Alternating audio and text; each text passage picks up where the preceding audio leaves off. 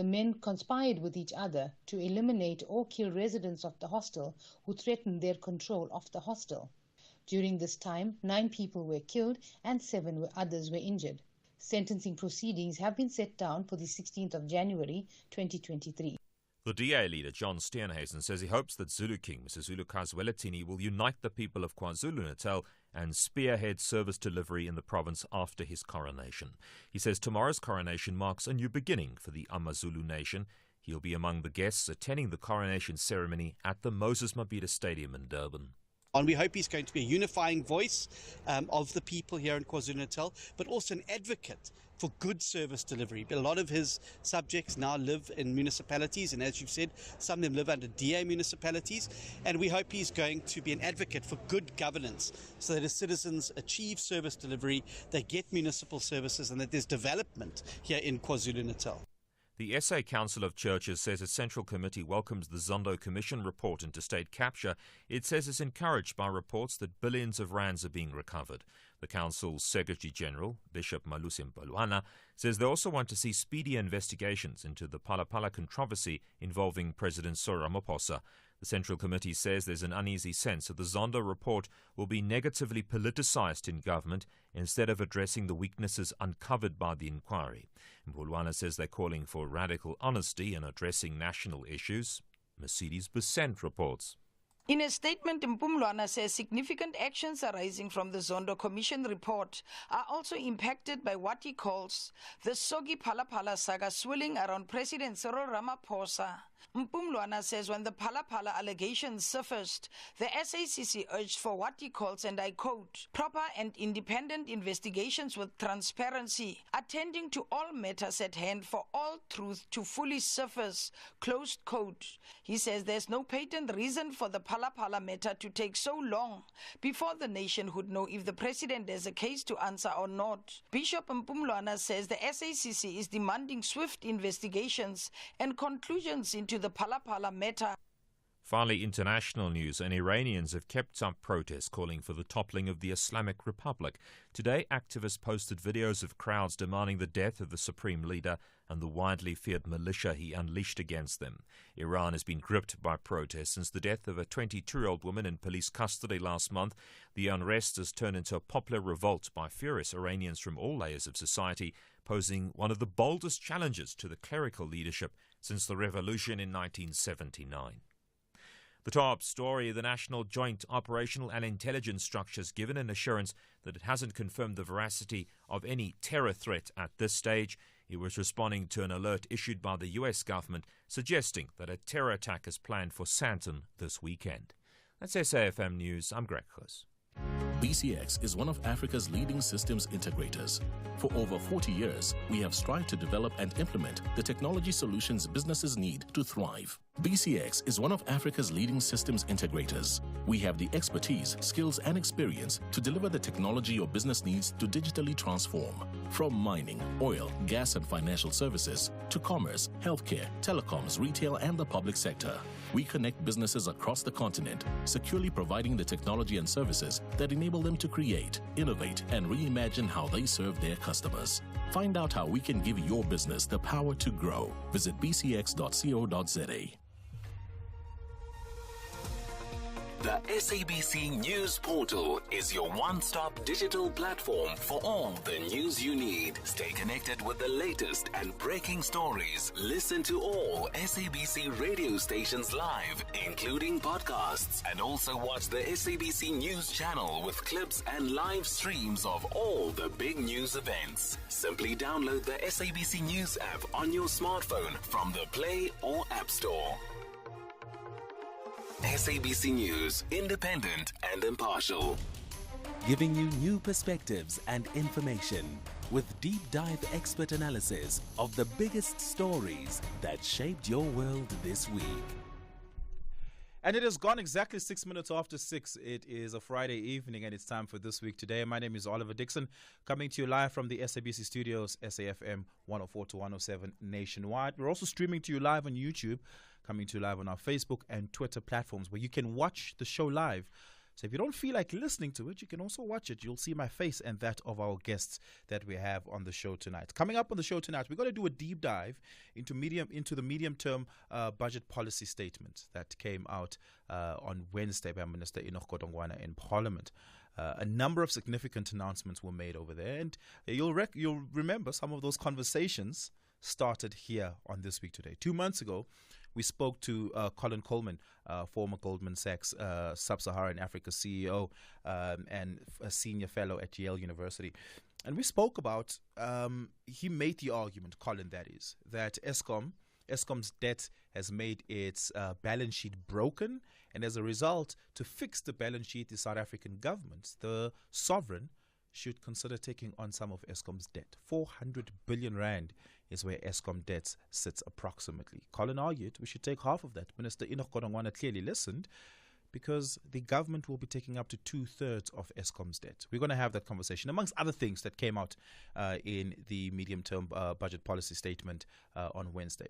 Additionally, another important story we're going to be covering tonight, we're going to take a look at the travel advisory, or the security advisory that came out by the United States Embassy in South Africa, saying that there is a threat of a possible terror attack in Sandton City, and that it's issued this advisory to its own citizens who may be in South Africa. By the way, Sandton City is where the U.S. Embassy is in South Africa, and I guess in that sense, they felt that they were issuing it to their members, their staff as well.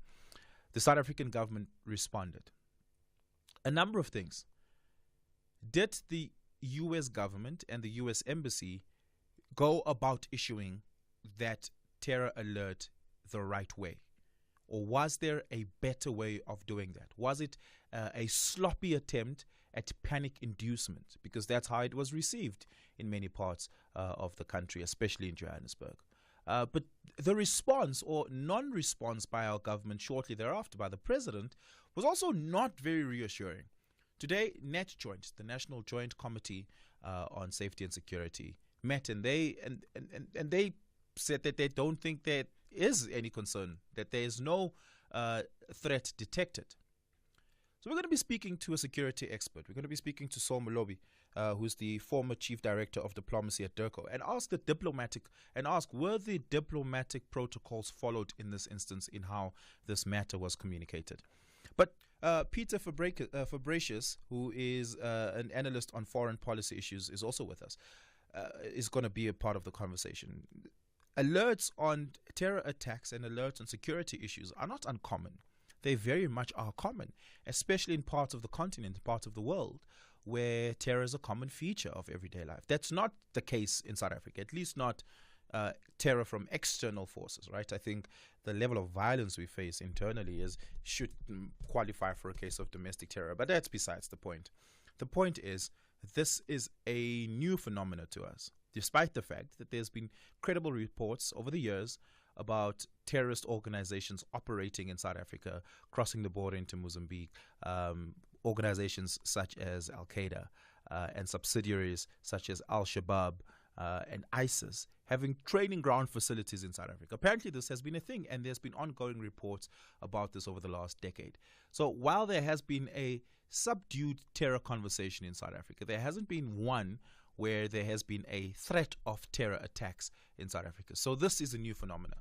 The communication mechanisms must then be one that is congruent to the moment, not one that is like a regular alert as though we're dealing with, I don't know, an outbreak of the flu.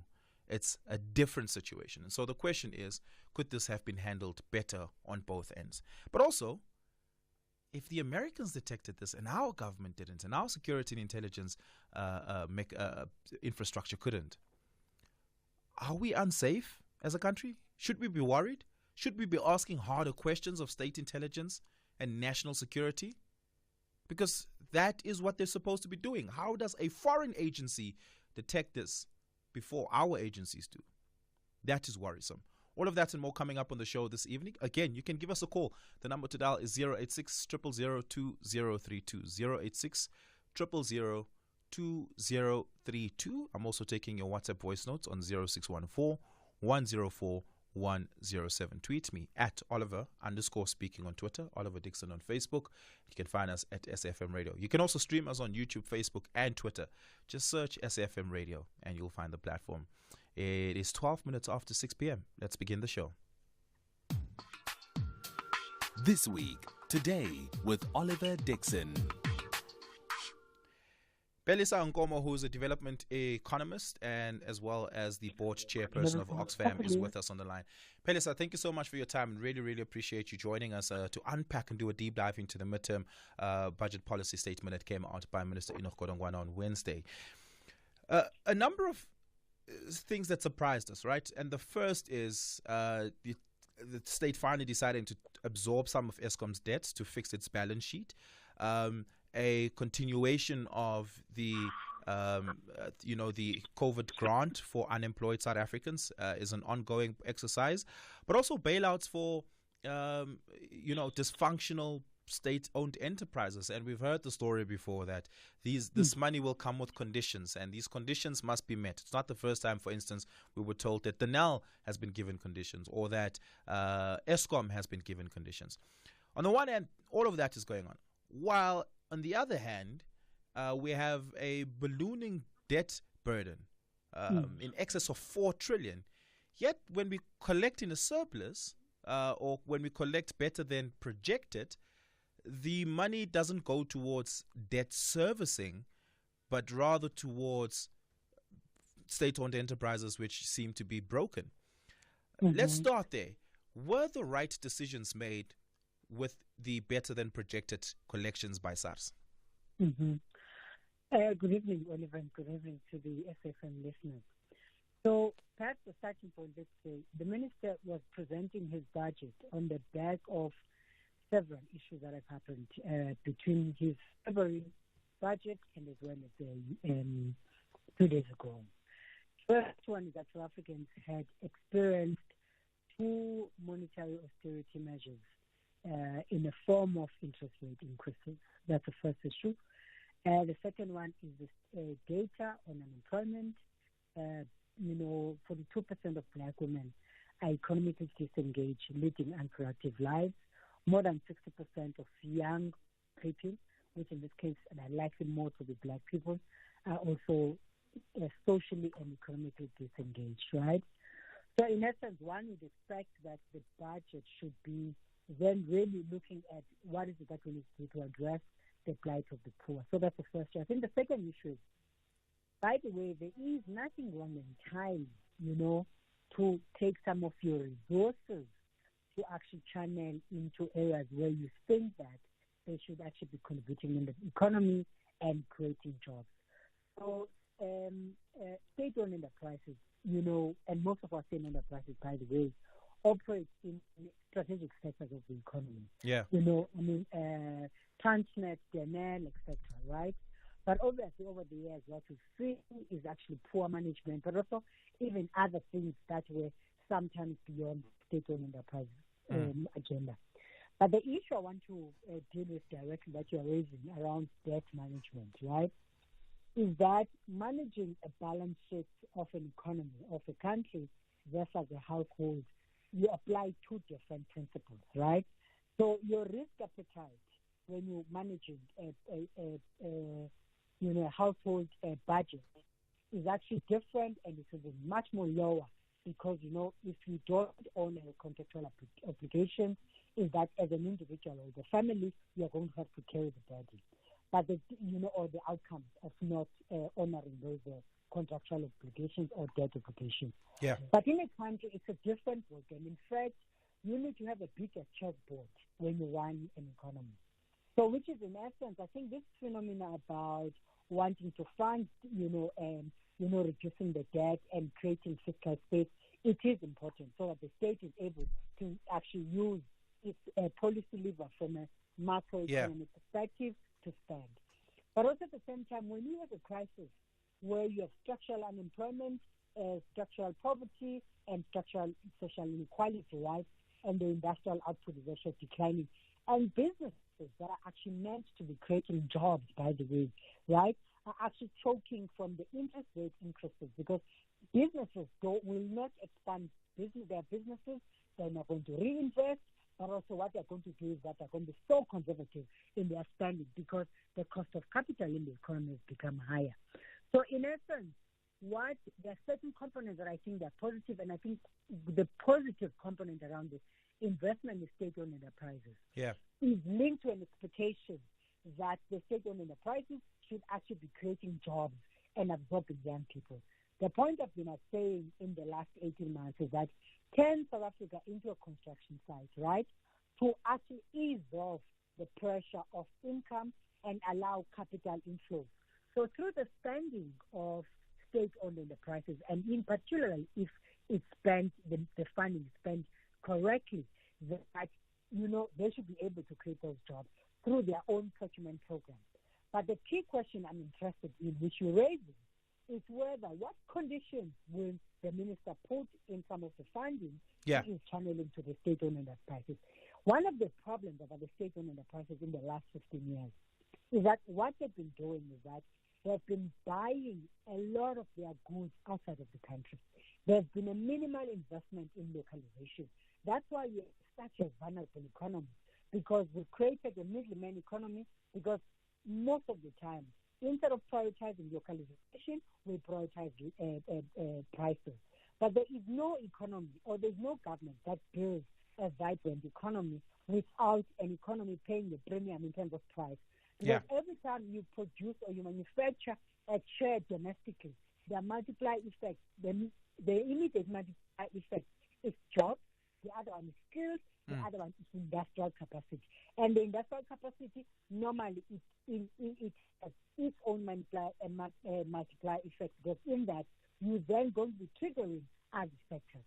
Now, I know that DTI is driving the localization program, and I'm not sure how will part of the conditions that the minister is going to be, including in the funding model. By the way, I think the minister is actually starting to signal that in our new funding model, this is what we are going to be doing.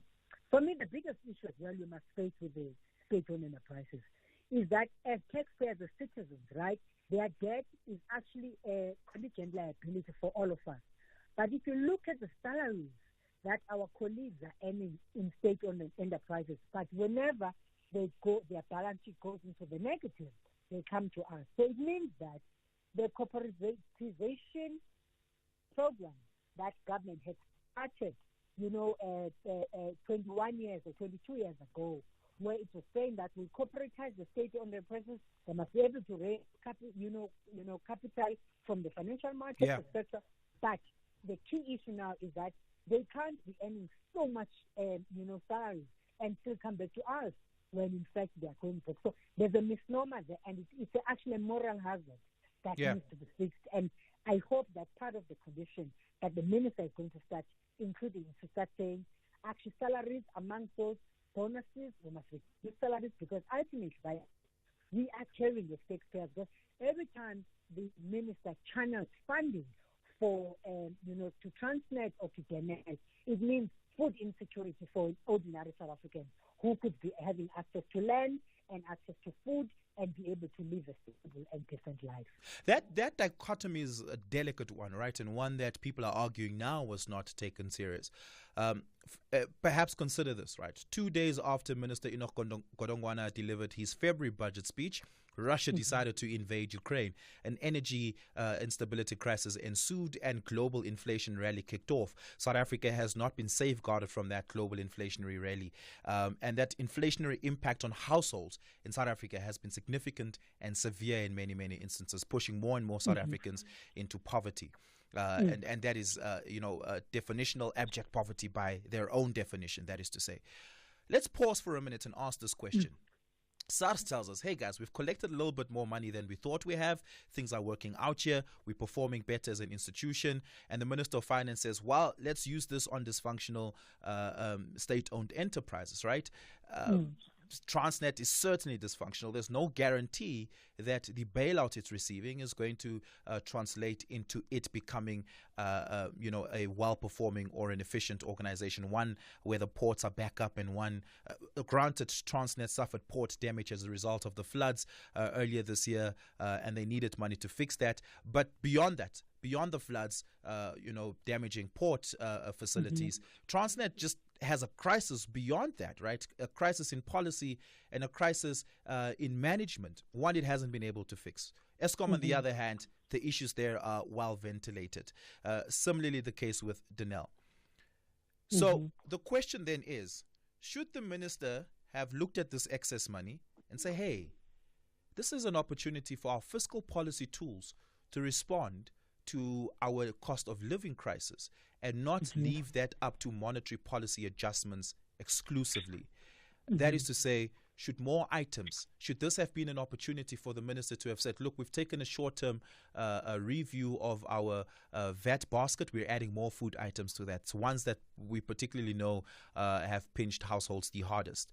And what we'll also do on top of that is put more money back into the hands of the people. We'll give subsidies and breaks and tax breaks on other items that we think are essential for cost of living. Should that have rather been the approach with the little bit of excess money we have now, although there's no guarantee that the next collection cycle will result in the same? Yeah, I think you're spot on, but let me just address the component around Russia and Ukraine. I mean, it's true that there are certain variables that are beyond our control, but around the fuel, right? But obviously, the Russia-Ukraine war has shined a spotlight on the need for the Minister of Energy to restructure the current formula that is used on energy to make it sure that South Africans are actually getting a little bit more amongst those, is to reduce some of the levies that are currently imposed. That's the first issue.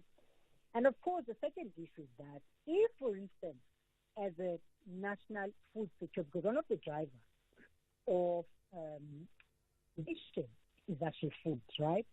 So if, for instance, South Africa is a nationally food secure country, but at household level, it's a food insecure country. Yeah. So what happens then is that if, for instance, there's a good macroeconomic coordination, and particularly, and also bring in the departments within the economic cluster, in this context around food is the Department of Agriculture, right?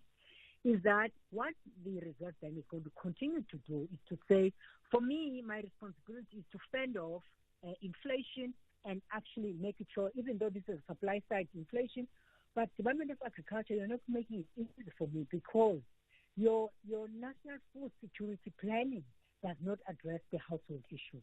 So there's a national policy question here that is around agricultural produce. Who do we produce? Do you produce for the world, or you prioritize your own citizens, right? Yeah. And it is as even the question of access to land for black people in this country and those who are actually willing to move back into rural communities. I mean, we've seen the economic migration, and part of the reason why we remain also a food insecure country is the fact that a lot of people are moving into the cities looking for economic opportunities because the agricultural sector is not producing sufficiently. The other issue that you're raising is so important, in fact, because when SARS, for example, has collected better, so it's a windfall. So when you use this and you think that, I mean, what opportunity? So instead of prioritizing debt, because by the way, no economy is over debt. Japan today is one of the most vibrant economies, but its debt is sitting at 200% of its GDP. But all it does, it continues to make it sure that it services the world through its own different strategic sectors, which is amongst the automotive. So the point you are raising, for instance, would have been a good opportunity now to reduce tax on certain food aspects. By the way, even as a basic issue, the tax committee, I think last year or 2020, discovered that 12% of children in this country are actually stunting because they don't have access to good nutrition and good food, right? And it should have been an opportunity for government to say, we will remove tax in certain products. And sometimes black South Africans don't even know which products that, that are VAT-free and which, in fact, they could maximize.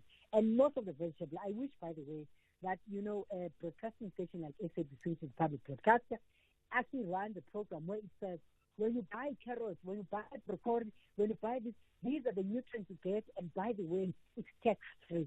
And people actually don't know that there are so many products, like from eggs to beans, etc. I think some staple food, meal, and so that people actually understand that they could balance their diet at home with minimal spending. Yeah. So in essence, minister could have just even announced that and say, we will then remove the following. For instance, as gender justice activists, we've been even calling for the tax on sanitary towels. Why, for instance, that women are being taxed on reproductive rights? Because menstruation is part of reproductive rights. It's part of who we are as women. So, for instance, why should the system be taxed? But in fact, you can walk in public toilets and get free condoms. So this is where as well you can see that the public budgetary system in this country is actually influenced not only by patriarchy, but by masculine interests. That in fact, men understand that when you want to have sex, you need to have a free condom. But when women are on menstruation, they can't have free access to a sanitary towel. They have to pay for it, right? Yeah. So in essence, that's that the minister would have said, and that relief would have gone a long way. Because in February, he gave a relief on corporate tax, for instance, right? From 26%, I think, to 25%, even though they were arguing that it's immaterial because firms will not. But it's always going to be immaterial because it means that firms can save a little bit of money. But households actually should have been received a similar relief. Yeah. And one of the challenges about the budget for the minister is the fact that this time he wanted to satisfy too many constituencies, right? Yes. And when you want to satisfy too many constituencies, when in fact your unemployment, the structural unemployment numbers are on the rise, and a lot of people, for example, there's nothing about SMME in the budget, right? And by the way, this is where you find black women. This is where you find working class communities. They are on the SMMEs and informal sector, and there's no support for them. So what are they going to do in the next 2 to 3 years when in fact there's no budget allocation for them? Yeah, absolutely. Colin, I want to bring you into the conversation here, and thank you so much for joining us this evening. Really, really do appreciate it. You made two bold arguments between the last budget and now. The first you made was that the COVID SRD grant of 350 Rand should be made a permanent basic income grant and should be 850, not 350 Rand, right? Which is 500 Rand more was your calculation at the time. You also calculated this will be 2% of our debt to GDP. It won't crash the economy. You then made another argument that Eskom's debt book is broken. Its balance sheet is broken, and to fix it, and to give Eskom a lifeline of financial viability, the state needs to absorb some of Eskom's debt. You argued for half, which is 200 billion. Minister Godongwana says, look, we'll look at 2/3, and it will come with very strict conditions. Let's maybe start with the first. There's still no clear policy on a basic income grant in government. This seems to be a continuation for political convenience. Do you think this was a missed opportunity to solidify a basic income grant structure and properly finance it, albeit through debt? Thanks, Oliver. So I think the direction that the Finance Minister and the National Treasury charted is the correct direction, but there was no meat on the bone, no detail at all, which was quite disappointing, and no future certainty about where they're going to be going. So on the social grants, where I would say today, given conditions, how they've evolved, one would argue that they should have effectively taken the 350 Rand grant and made it a medium term. So that's a 3-4 year commitment of 600 Rand a month instead of 350 because of the stimulatory effect. And also I've argued that they should be giving a 5,000 Rand once-off per year grant to SMEs, to micro businesses. That's 2.5 million micro businesses. Unfortunately, there was nothing on the table for micro businesses, which are the biggest job creators. And the social relief grant was basically extended for 1 year only. And there was no clarity given on what the intention of the government is. I think it's because these issues are too difficult for the government to contend with from the political trade-offs, the economic trade-offs, and they were unable to effectively put that on the table. At the same time, on Eskom, there was, I think, almost a complete inexcusable lack of detail as to what they intend to do when all the facts have been on the table for many years about Eskom. So one doesn't really understand why they were unable, given all the technical input they would have received from many bankers about how to restructure this debt. They've said 1/3 to 2/3. If you do a median calculation of what that is, it's effectively 200 billion, which is what I'd suggested. But to say that they effectively are going to decide what financial instrument is going to be and effectively make that known in February is, I think, inexcusably weak, with no meat on the bone as to what that involves. So I battle to understand why they haven't made clear what their conditions are, what their financial proposals are. And as I, in my last podcast with you, discussed, I thought that what they should be doing, although I said it would be difficult for them to chart that course, what they should have been doing is announcing a detailed deal that they had already done with all of the stakeholders, the rating agencies, the holders of the debt, and so on, and should have announced a very detailed package. And what they've all they've done is announce a very broad headline intention with no meat on the bone. Did the medium-term policy statement respond to the cost of living crisis as a result of hyperinflation that we're facing right now? Excuse me, can you repeat? Did the medium-term budget policy statement effectively respond to the cost of living crisis we're facing right now as a result of the global inflation rally? Well, look, there are three major segments of this medium-term budget statement. The one is the public sector wage bill. The second is the SRD grant, and the third is Eskom in its broadest form. I think they, for the rest, broad government policy has been to have a big social wage. So the social wage includes education, health, police expenditure, the social welfare expenditure, and so on. And the course of the 28 years of the ANC government, they have managed to increase the social wage as a component of the budget. But in this particular situation, they have a very difficult trade-off with regards to public sector workers, which is 2 million people effectively, where they are trying to hold the line, and they should hold the line about the mix of public sector wages and the bang for the buck, as I call it. What is the productivity of that public sector wage bill? At the same time as allowing investment in productive capacity. So if all you're doing is you're spending your money on salaries of public workers, you're not driving the economy, you won't drive economic growth, you won't drive any structural change. So this is where Eskom and the SRD grant is so important, because Eskom addresses the key constraints, the key systemic constraint of the economy, which is load shedding. And we have to, it's in terms of impact, use the fiscal space to really impact that key problem and address it. And I'm afraid they kicked the can down the road to February to see what they do then. And in the meantime, Eskom remains highly constrained. And then number two, the SRD grant affects 10 million people, which, because of conditionalities attached to it, which shouldn't be there, only 7 million people are getting that SRD grant of 350 Rand, which is a meager amount. And so by only extending it, they are not coming to the assistance of people who are effectively experiencing 7% inflation off a very, very low base. And they haven't changed the conditionalities, which again shouldn't be there. They should be paying it to 10 million people, not to the 7 they're paying at the moment. So there are many issues with respect to this where effectively the poorest South Africans and the most important sectors of the economy still suffer. Yeah.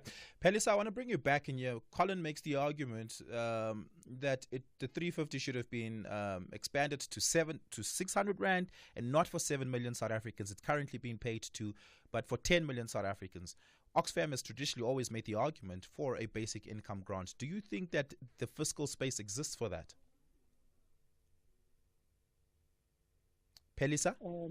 Is confronted with the structural constraints consistently. The state has to step in to provide safety nets for the poor, right? I agree with Collins about actually extending this for the next 3 years, because then it also, what it does, it gives a bit of a predictability within the economy, but also households actually know that we will be getting some form of income and they can plan their lives. And sometimes this short-termism has always actually been embedded in how sometimes, the state really plans. I agree around the income grant, and I think it's very important, by the way, and even removing the conditions. The biggest issue which I think government has really been struggling with, and that's why you're not going to be able to see the impact of the income grant in several fronts. In fact, even right now, I think obviously the first one is that when you have higher interest rates in the economy and the access to capital is higher, so that businesses are going to transfer some of those costs to the consumers. So in essence, is that actually the monetary austerity measures are going to take away even the very transient figure that has been given. So that's the first issue. I think the second issue, of course, is that there needs to be an incremental approach in as far as the basic income grant is, so that when citizens receive income grants, you need to deal with the issue of oligopolistic sectors in this country. I mean, that there are sectors in this country, of the economy that are serviced by 5 to 6 companies. That's it, right? And of course, the reality is that by design, oligopolistic, characterized sectors of the economy, among those are actually extractive, to the poor, but also even to their own citizens. So in essence, we actually kind of citizens are really dealing with, a lot of extractive institutions, economically extractive institutions around them. So, and as such, any form of fiscal expansionary measure, right, that actually government gets to extend to the poor, gets taken away by, the others. If it's not a house, for example, it's not a cost of a house, it's a cost of education. It's not a cost of education, it's a cost of food. It's not a cost of food, it's going to be a cost of transport. It's not blah, blah, blah, blah. So in essence, and I think that's why the point you were raising earlier, that there was an opportunity for government. Instead of wanting to collect more taxes, to actually make it sure that it takes off taxes in some of the products that are used. And particularly, that's why I think the point I was raising even about sanitary towels. And you can even food products. Yeah. Oliver, can I come in here? Because I think we must be pragmatic. Just a pause there. Can you just cadence off your final point there, Pelisa? No, I'm saying just to be able to channel some of the money, because when households have extra income, at least they can actually survive on themselves. In fact, data have shown that when poor people or working class people are actually working, they don't even collect the social grant, because there's always an opportunity cost of whether if I earn a decent income, I don't have to go in between. Yeah. In fact, you saw this in 2019, about 100,000 people that were working never collected their social grant, but as soon as they lost jobs, right, they went back into the system. Yeah. Colin, to Pelisa's point, are South African households overtaxed? Yeah, well, let me just say, I was going to say on this point that I think we have to be pragmatic and practical. When you're talking about a budget, you have constraints, you have fiscal constraints. The good news is we had the commodity surplus coming through the corporate tax revenues, which has given fiscal space to South Africa and been able to control the debt to GDP ratios.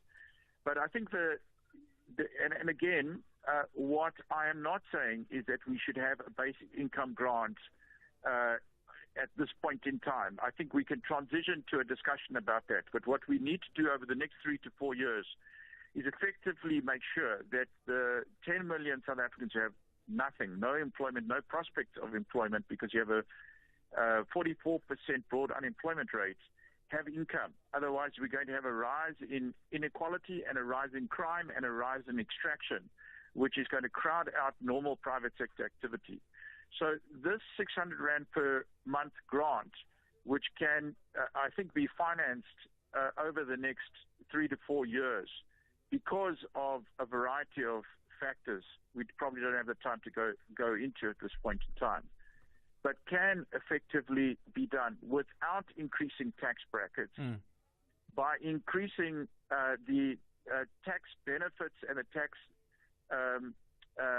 distribution of tax benefits so that it's more friendly to the working people, and the middle class and the wealthy give up things like medical aid tax credits and things like that, that will be painful to them, but will allow for those who have nothing effectively to get these income grants whilst we restructure the economy and drive job creation, which is really the long-term answer. Yeah. So the basic income grant, which would effectively be a universal basic income grant, will cost something like 230 billion rand, is not something I would support at this point in time, but I do support the extension of a social relief to distress grant in the medium term for people who don't have jobs and don't have the prospect of jobs. And I believe we can redistribute or restructure the tax system without increasing the tax brackets that we have, because there is a limit that we've reached on the amount of tax that South Africans can absorb and digest. If we don't then grow the economy, we're going to have a long-term problem. So we have to really now address what is going to grow the economy. What is the economic growth strategy to get back to 3% growth rates and above, so that we create jobs like we did in the period preceding the global financial crisis.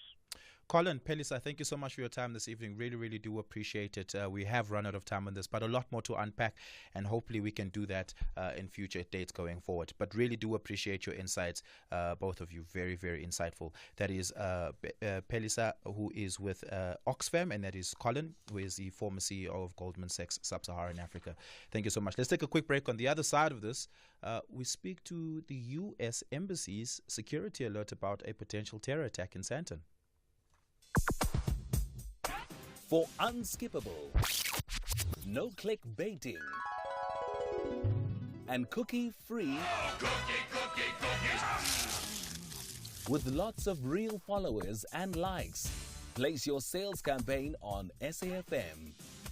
Radio is still the best place to advertise your business at affordable rates. SAfm, with its national footprint and top personalities, offer advertisers distinctive opportunities to reach their target audience. Email sales@safm.co.za. SAfm, the influencer you can trust. Stay on top of all meaningful, top trending stories right here on SAfm. Leading the conversation. At SAfm Radio and at Oliver_speaking on Twitter. Something spectacular happened this week. The United States Embassy released an advisory about a possible terror attack in Sandton, and advised its people to move around considerably less and to take note of this. They didn't give any more detail than that. Nothing more except that. The South African government effectively, by not quite saying it, but by saying it, saying, we don't know anything of the sort, nothing's going to happen. If anything is going to happen, we will let you know, go about your lives. That is effectively the cumulative message between the president as well as NETJoint, National Joint Committee on Safety and Security. So the question is, you and I are left to have to evaluate, who do we believe? Firstly, were the correct communication protocols followed in this instance? And then secondly, under what circumstances should a security advisory about potential terror attacks be issued? And how should it be issued? I'm joined on the line by Peter Fabricius, who is an analyst on foreign policy issues as well as an independent journalist with the Daily Maverick and the Institute of Security Studies. I'm also joined by Saul Malobi, who is the CEO of Brand Hill Africa, former Chief Director of Public Diplomacy at DIRCO. Maybe let me start with you, Saul. Were the correct diplomatic protocols followed by the U.S. Embassy in issuing this advisory? Not really, but there should be some kind of protocol and etiquette agreed to between a diplomatic mission and a host country. But at the same time, the problem is that intelligence officers in diplomatic missions are not declared. Often they are undercover. So as a result, one wouldn't know who to get information from. But at the same time, I would say that looking at the revelations at the Zondo State Capture Commission, at the Commission of Inquiry into the Intelligence Services, and also a former head of State Security Agency saying things about the president, I would say, as an observer, the South African intelligence services has a reputation problem. I don't think intelligence services from other countries will confide in them because they don't have any guarantee that what they share with our intelligence officers will stay classified. You don't be put into the public domain along the way. Yeah. So what you're arguing is effectively that there is good reason for other intelligence agencies and foreign governments to be skeptical of South African intelligence agencies. But surely that they didn't need to share the detail of the intelligence, but just to say, hey, we are the CIA and we have credible information or credible intelligence that there would be a potential terror attack in Sandton City on Saturday. Without giving much detail, should they have shared that with the President of South Africa? And should they then have allowed for the President of South Africa and our security agencies to make public that advisory? Yes, I would say so. They should have done that also as part of their effort in containing international terrorism. They are not only accountable to the U.S. citizens who are in South Africa, but they are accountable to humanity as a whole. Because if there's any act of terrorism, it will affect human beings. So for that reason, I would say they were supposed to share such information with the South African government, despite the problems that I've already raised that the intelligence community internationally could be having with our intelligence offices. And perhaps I should say I'm not talking as a security expert, but as a brand specialist, because ultimately we look at perceptions. But again, based on my international relations experience, also as a diplomat, I would say that, some of the things I'm saying are valid. Yeah. Peter, let me bring you in here. Also, not that you're a intelligence specialist, but you certainly know a lot more about security than the average South African. In fact, it's your bread and butter. Let's start here. How much certainty would an intelligence agency have to have about a potential attack for it to issue a public advisory? Yeah, look, I think that I agree with a lot of what Saul said. I mean, I don't think that they have to have, let's say, certainty beyond a reasonable doubt, like almost like a legal certainty, because they're issuing a warning essentially to their own people. I mean, obviously they can't completely disregard other people, but their primary responsibility as an embassy is to their own people to make sure that no harm comes to their people. So my sense is that they would tend to err on the side of caution. In other words, if they had any kind of reason to suspect this might happen, they would be inclined to issue that warning, just to cover themselves, So. And I think one has to bear that in mind. I mean, that's their kind of responsibility as you know, as American bureaucrats to their people and to their Congress. Were South African intelligence and security agencies found to be embarrassed in this moment? Yeah, look, what we don't really know, and I mean, you discussed that already. We don't really know if the Americans shared this with the South Africans. The source says that there is maybe a tendency amongst these people not to, because there's a lot of skepticism about the abilities and the integrity of the South African intelligence community. There's huge divisions within it still that linger on from the state capture era. But it is still possible, and we don't know that for sure, although some of our own government ministers have been saying otherwise. It is possible that the Americans might have shared it. I've seen reports, and of course they're quoting anonymous sources, that it was shared at certain levels, but it didn't somehow filter up to the top. Yeah. So that when President Ramaphosa said it's unfortunate that we were not informed, it is possible that he might not have been informed, that lower down the ranks they were. So, I mean, that might still come out, because this thing is causing quite a lot of friction between the embassy and the government.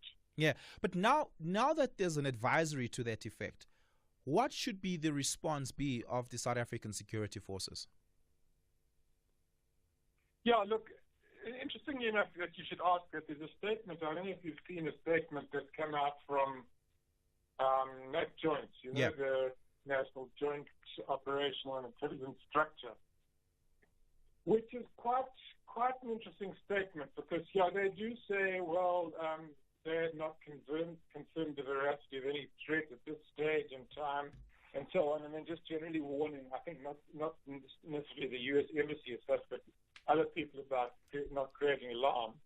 But they also, in a sense, have put everybody on a state of vigilance. Yeah.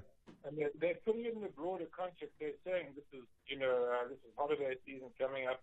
The country will have over 500 events from 28th October to 30th October 2022. More than 200 of those will be hosted in Gauteng. This calls for heightened police visibility, roadblocks, and search and seizure. I get the feeling that what they're trying to say is this is now we're going to react to this, so that there will hopefully be, heightened security in Sandton tomorrow. I mean, as you would have read, the main concern seems to be that this gay pride march might be the target, but there could be other things. And with a bit of luck, the fact that this attention has been focused now on the area anyway might deter attack, but also because there is now clearly heightened vigilance, even though this NAT Joint is sort of suggesting it was there anyway. But I read this as meaning that they, hello, we're awake now and we're on the case. Yeah. So the South African government responded with two separate statements, one from the president, one from NAT Joint today. The president's statement had no detail. It didn't tell us whether or not we should believe the Americans, and two, it didn't tell us whether or not they know anything and whether or not we're safe. Was this also a communication blunder on part of the South African government, and specifically stemming out of the presidency? Yeah, I mean, that is, of course, quite a difficult question to answer, because we don't know but exactly what's out there. And I suppose we don't know for certain whether the Americans shared what they had with the South Africans. Yeah. And so, but, I think that apart from the fact that the intelligence community has got a bit of a reputational problem, as our colleague pointed out, there's also a tendency to downplay security threats of this nature. I mean, I've heard this before at discussions where they basically write this off as just, Western intelligence agencies trying to sort of drag us into the war against terror and creating alarm and so on. I mean, that's kind of changing over the years, and I think one of the reasons that changed it was there was a threat. I mean, a response by our intelligence minister last year, which showed that she was really concerned about the threat from ISIS to attack South Africa if it went into Cabo Delgado. So that. Yeah. I think the reaction and the approach of our intelligence agencies is changing, but there is a bit of a lag still. And so, I agree that there needs to be. I think this Nat Jones thing is a bit, after a day or so of consideration, is a slightly more intelligent response, if you want to put it that way. Yeah. Saul, do you want to respond to that as well? Did the presidency, as a point of first instance, respond adequately? The problem is that there is this unwritten rule that South African communicators can't comment on any security-related matter publicly. But in this instance, especially within the context of the prevalence of social media, it is a problem, because then you have this communique issued by the U.S. Having speculated extensively on social media long before our media institutions captured it, and later on it was only then that the South African government responded. So they were reactive instead of being proactive. For me, it's like in an accident scene where your tow truck will arrive much earlier than your police and your ambulance. So this is what happened in this instance. So for me, I would say the president just responded because he was facing journalists, and government only met later to look at this matter, and it's then that they prepared the second statement. But it's a problem. It's like you can't take this matter lightly. It's like being marked by a thug with a gun that you suspect it's fake, but you can't take that chances. Yeah. You just have to take precautionary measures in case it turns out to be true. So even the way they responded to say, I saw in some instances people saying it's fake news, don't take it seriously. I would say this is very, very risky, because what if it turns out to be true? We shouldn't also forget that the U.S. consulate is right in Sandton. So we shouldn't look at the possibility linking it only to the event, but we should also look at the U.S. consulate being right next to Sandton City. And we know Brand America has problems internationally. So if there's any terrorism that could be targeting any country, we do know that it will target the U.S. Yeah. Peter, are consulates generally vulnerable? Peter? Okay, I'll just come in to say that, yes, they are extremely vulnerable. During my 4-year stay in Milan as a consul general, it was only 2 consulates that were under 24-hour army guard, and this was the UK's consulate general and the American consulate general in Milan. Yes, they are vulnerable because ultimately they represent their countries. Yeah.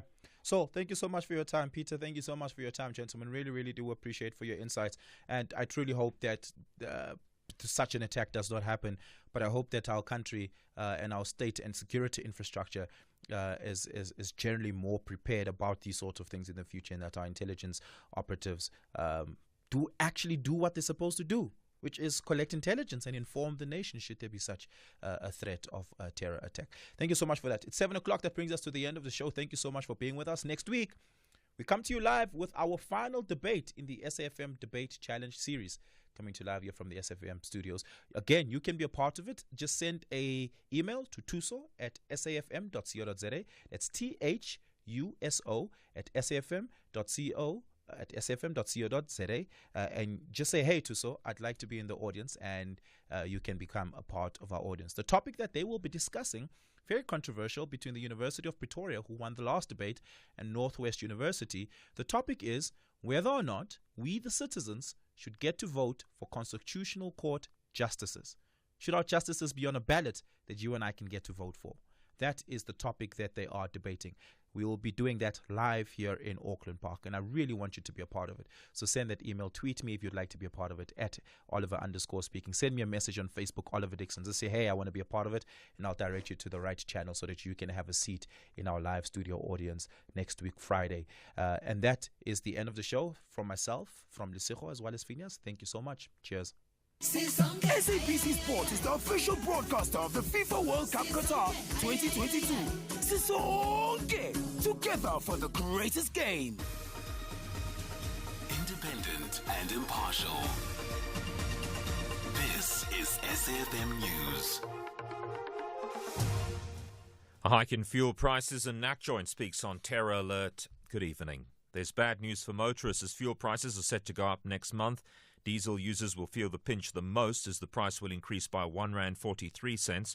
Both grades of petrol increase by 51 cents a litre. Illuminating paraffin will go up by 77 cents. Robert Marke from the